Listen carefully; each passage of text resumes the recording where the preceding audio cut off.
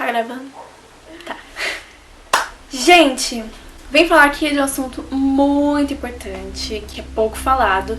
E na verdade eu não sabia, quando eu vi que existe esse Maio Laranja contra o abuso sexual, especialmente infantil e na adolescência. Eu fiquei muito contente que realmente as pessoas estão se levantando pra lutar com uma coisa que é tão ocorrente e que pouco é falado. Mas por que eu decidi vir falar aqui sobre isso? Porque eu decidi que aqui eu vou falar sobre a minha vida, sobre as paixões, sobre o que move a minha vida. E bom, se tem uma coisa que também move a minha vida, é o que Deus fez na minha vida e o que Deus tem feito na minha vida. Eu tenho visto que eu preciso compartilhar e ajudar outras meninas que também passaram por algumas experiências assim como eu e que precisam de ajuda. Então eu decidi sim falar sobre esse assunto, mesmo sendo um assunto muito complicado, porque eu sei que pode ser que ajude outras meninas, assim como eu fui ajudada. Então aqui eu não tô falando só de achismos, tô falando aqui como alguém que infelizmente teve sim uma experiência dessa e que também precisou de ajuda, que também precisa de ajuda e que também por vezes ainda luta com essas marcas que acabam sendo tão profundas na gente. Eu não tô tirando isso só da minha cabeça, como eu falei, eu fui ajudada, teve muita gente que conversou comigo, muita gente me aconselhando biblicamente com relação a esses ocorridos. Então, foi algo que eu fui aprendendo e tenho aprendido, e eu queria muito compartilhar essa visão bíblica de como lidar com essa dor. E recentemente eu também li esse livro que se chama Marcas do Passado, Lidando Biblicamente com a Dor do Abuso Sexual na Infância. É da editora Nutra. Eu recomendo para quem tiver mais interesse no assunto, de se aprofundar um pouco mais. E foi muito bom ter um estudo, ter um conteúdo, além do que biblicamente eu já tinha lido, além do que as pessoas me trouxeram conforto também, com aconselhamento, discipulado. Mas hoje eu queria falar para vocês tudo que eu entendi e tenho entendido e aprendido que Deus tem lidado comigo com relação a como tratar essa dor dia após dia, cada vez que ela aparece, como dar o remédio certo. Então vamos lá, vamos começar esse vídeo. Eu confesso que eu tô bem nervosa e emocionada por estar fazendo isso, porque ao mesmo tempo é algo que por vezes ainda dói em mim, sim, gente. Mas tenho tido alívio, tenho tido conforto e quero passar o que tem me confortado pra vocês. Então eu também estou feliz por estar gravando esse vídeo pra vocês. Por muitas vezes, as pessoas que passam por essas experiências, elas não são capazes ou elas não conseguem expressar ou mesmo identificar o que elas sentem com relação a isso. Porque às vezes nós demoramos muito tempo pra contar pra alguém ou pra até mesmo descobrir, caramba, aquilo que aconteceu comigo foi sim um abuso. Então, demora para processar muitas vezes na nossa mente como a gente se sente com relação ao assunto. Por muitas vezes é culpa, por muitas vezes é tristeza, por muitas vezes é raiva e por muitas vezes é uma mistura de querer perdoar, uma mistura de eu tô bem, eu agradeço por tudo que Deus tem feito na minha vida, mas ao mesmo tempo aquela dor volta e às vezes volta com mais força e aquele sentimento de vingança às vezes também surge.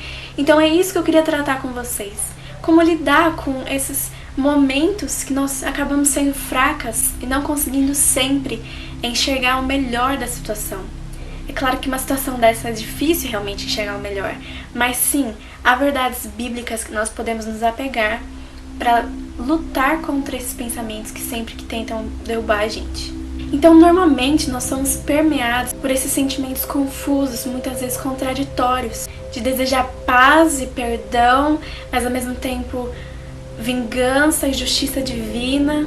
E às vezes faz anos que você já luta com isso, que você já vivenciou isso, e a dor às vezes parece que volta a mesma coisa. Mas então como? Como lidar biblicamente com essas dores? Como lidar com essas questões que permeiam o coração de quem já foi abusado? Primeira verdade que eu queria te falar é que você não está sozinha.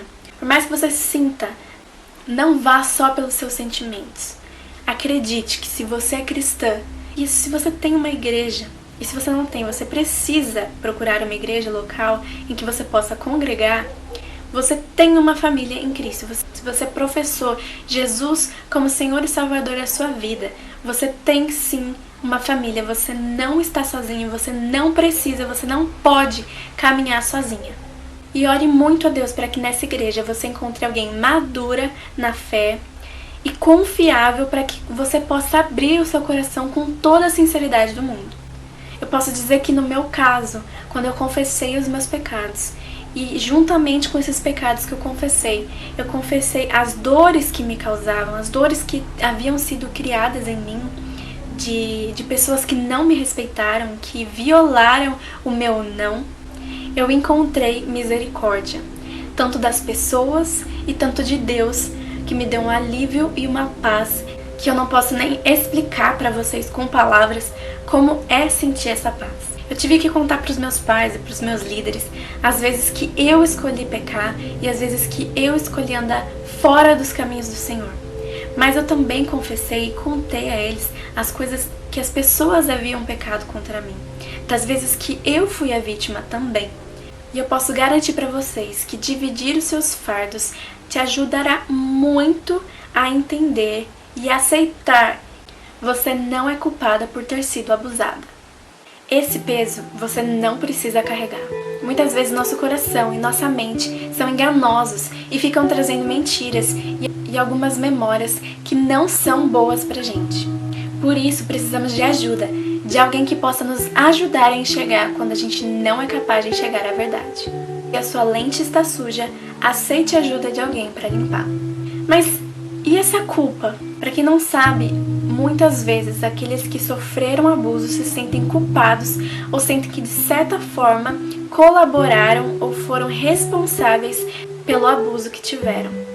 Seja por não ter impedido, seja por não ter tentado mais impedir, ou por não ter tentado deter com mais força aquele ato, ou por não terem contado a alguém antes, ou por acreditarem que de alguma forma provocaram aquele abuso, ou até mesmo sentem culpados pelo seu corpo ter tido uma resposta de prazer àquele ato.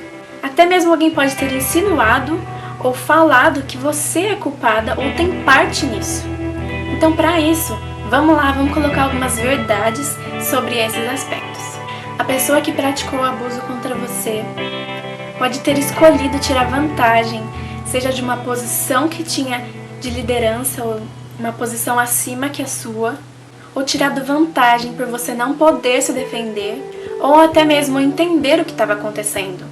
Então, qual a sua culpa de alguém ter se aproveitado da sua inocência ou da sua incapacidade? E qual a sua culpa se aquela pessoa não tem caráter? A pessoa até mesmo pode ter se aproveitado de um relacionamento que vocês tinham, qualquer tipo de relacionamento. Quando há um relacionamento, normalmente há confiança, e essa pessoa pode ter se aproveitado da confiança que vocês tinham um no outro e até te convencido de que o que ele estava fazendo ou o que vocês estavam fazendo não havia nada de errado. A pessoa pode até ter usado métodos de coerção, de manipulação, para fazê-la cooperar ou se manter em silêncio. Eles são culpados perante Deus e receberão a justiça divina. Você deve se sentir culpada quando você fizer algo que violou a lei de Deus. E se não houve, não há pecado. Nossos sentimentos, aquilo que nós sentimos, não devem determinar se somos culpadas ou não. Somente a palavra de Deus pode determinar se somos culpadas ou não. Não deixe os seus sentimentos determinar isso, porque eles não têm esse poder. Você é responsável pelo pecado que você comete e não pelo pecado que cometem contra você. E se você não consegue enxergar essas coisas, se você não está conseguindo enxergar essas verdades, você precisa contar para alguém, você precisa confessar isso para alguém. E se você não tiver ninguém na sua igreja local que você ache de confiança, eu me coloco à disposição aqui para conversar com aquelas que estiverem assistindo esse vídeo e precisam de ajuda. Pode me seguir no Instagram e mandar um direct para mim com "eu vi seu vídeo e preciso conversar". Eu vou entender do que se trata e ninguém precisa ficar sabendo disso. Outro aspecto que é muito difícil lidar é por que isso aconteceu conosco. Se não somos culpadas, então por quê? Infelizmente nessa vida nem tudo nos cabe entender. Eu não sei te explicar. Somente Deus poderia dar essa resposta. Mas eu tenho certeza que Ele pode transformar o mal que te aconteceu em algo bom e bem maior do que a gente pode imaginar, para ajudar outras pessoas. Eu decidi quebrar o silêncio e é exatamente por isso que eu estou aqui, pois assim como muitas, eu lido também com esses sentimentos confusos e contraditórios, eu luto com eles.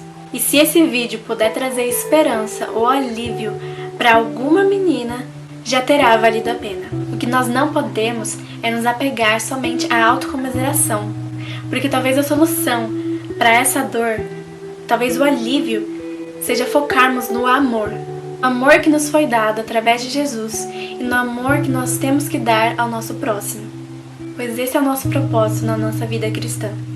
O que aconteceu a gente não pode mudar, mas podemos mudar a maneira como enxergamos e lidamos com isso. Podemos pedir ajuda ao Senhor para nos ajudar a enxergar da melhor maneira. Podemos pedir ao Senhor que Ele mude a maneira como nós enxergamos e mude como lidamos com isso. Deus está pronto para ouvir nossas orações. Podemos sim lamentar aos pés da cruz o que sofremos. Você pode chorar sim e encontrar consolo nos braços do Pai. Vemos que nos Salmos, por muitas vezes, Davi se encontrava angustiado por situações que estavam acontecendo. Muitas vezes por pecados por ele cometido, mas muitas vezes por pecados ou por outras pessoas que estavam fazendo ele sofrer.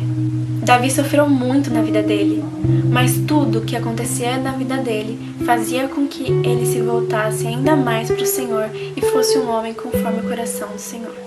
Te garanto que cada vez que você chorar na presença do Senhor, não será em vão, e Ele vai ouvir o seu choro e a sua oração. Jamais nos esqueçamos que Ele é Emmanuel, Deus conosco. Sim, Ele está conosco até na adversidade. Mas então por que Ele permitiu? É verdade que Ele tinha todo o poder para impedir o que aconteceu. Mas se Ele não o fez, é porque o poder dele vai se mostrar ainda maior na sua vida com o que Ele vai fazer depois. Jesus te entende. Ele foi o homem que mais sofreu nessa terra nas mãos dos homens maus. Ele foi abandonado pelo próprio Deus Pai para que nós, como filhas, jamais fôssemos abandonadas por Ele. Eu sei que é difícil essa luta, mas a gente não precisa e não podemos ficar concentradas somente em trazer alívio para essa dor. Nosso alívio vai ser viver com um propósito: glorificar a Deus. Mas para mudar esse foco, nós precisamos entender que nossa vida é eterna e que temos que buscar primeiramente o reino dos céus. E o demais Ele mesmo fará. E entender que estamos no processo de sermos transformados à imagem dele. E Ele pode usar até mesmo esse sofrimento para te fazer mais parecida com Jesus. Como eu falei, eu decidi quebrar o silêncio porque, assim como muitas, eu também lido e sofro com esses sentimentos confusos e contraditórios. Mas se esse vídeo puder dar esperança a pelo menos uma, já terá valido a pena. Gente, um beijo, fiquem com Deus e se precisar eu tô aqui.